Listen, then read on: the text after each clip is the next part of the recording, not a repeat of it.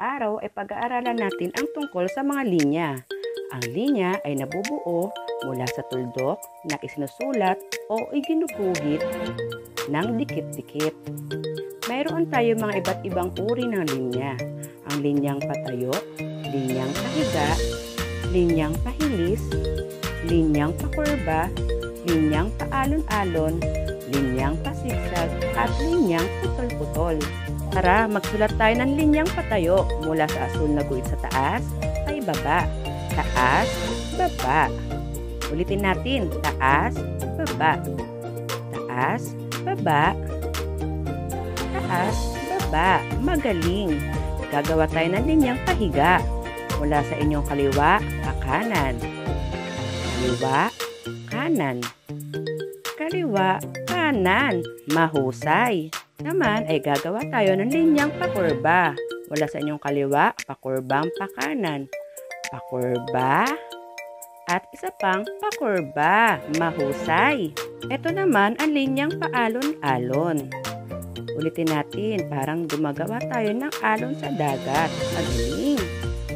Linyang pasigsag mula sa taas, pababa. Taas, baba, taas, baba, taas, baba. Ang panghuli, ang linyang putol-putol. Magaling! Ngayon, alam nyo na ang iba't ibang uri ng mga linya. Handa na ba kayo sa ating gawain? Panuto.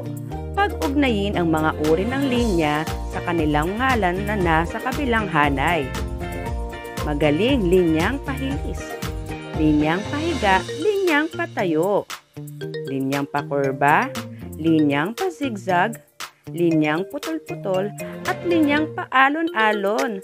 Magaling!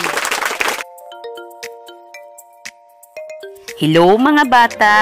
Kunin ang inyong module at buksan at sagutan sa ikapito na pahina sa isagawa natin. Gawin ng maayos ang pagguhit ng mga linya ha!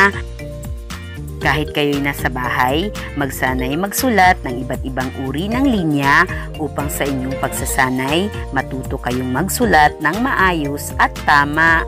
Paalala mga magulang, gabayan ang inyong mga anak sa paggawa ng mga gawain. Ituro ng maayos ang pagsulat ng mga linya gamit ang writing pad na may 3 linya upang madali silang matutong magsulat ng maayos at tama. Yun lamang, samahan niyo ako muli sa susunod na aralin. Paalam mga bata, paalam!